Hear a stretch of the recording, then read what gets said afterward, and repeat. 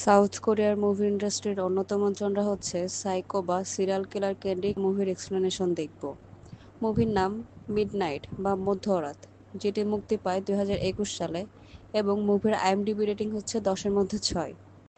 Movie পেয়ে রাস্তায় হাঁটতে থাকে, তখন একটি গাড়ি এসে তার কাছে থেমে যায় এবং গাড়ির ড্রাইভারটি তাকে লিফট দেওয়ার প্রস্তাব দেয়।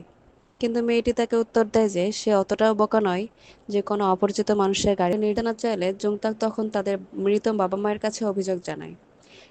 অনিচ্ছা সত্ত্বেও সোজুং সেটা মানতে বাধ্য হয় এবং তাড়াতাড়ি বাসা থেকে বের হয়ে যায়।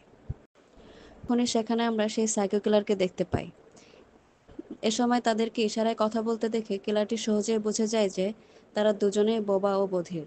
তাই সে কিউংমির মাকে মারার জন্য অস্ত্র নিয়ে বেরিয়ে পড়ে। এদিকে জুংতাক তার ভাইকে ফোনে বলছিল আর কয়েক মিনিটের মধ্যে সে পৌঁছে যাবে, তাই এটা নিয়ে চিন্তা করার কোনো প্রয়োজন নেই। তখন মাকে কল দিয়ে জানিয়ে দেয় সে যেন সেখানেই তার জন্য অপেক্ষা করে। ঠিক তখনই কিলারটা গাড়ির পেছন সিট থেকে বেরিয়ে এসে একটা ছুরি বের করে তাকে বলে তাকে তার মায়ের কাছে নিয়ে যাওয়ার জন্য। সে সময় কিউংমি তার মায়ের কাছে পৌঁছাতেই ইমার্জেন্সি বাটনে প্রেস করে দেয়।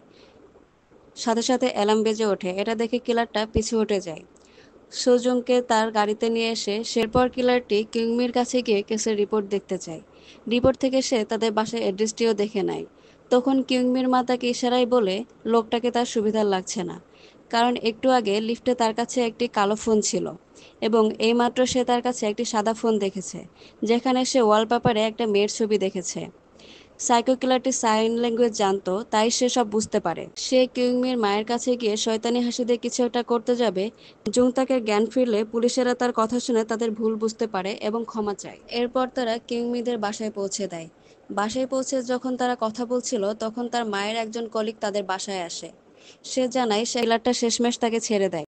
কিউংমি নিচে পড়ে যায়, তার পিছন পিছন যেতে থাকে। সে সময় জুংতাক তাদের দেখে ফেলায় তাদের পিছু নেয়, তবে বেশ কিছু দূর যাওয়ার কাটাচ্ছে। ওই ঘটনার পর থেকে তাদের মধ্যে একটি সুন্দর সম্পর্ক গড়ে উঠেছে।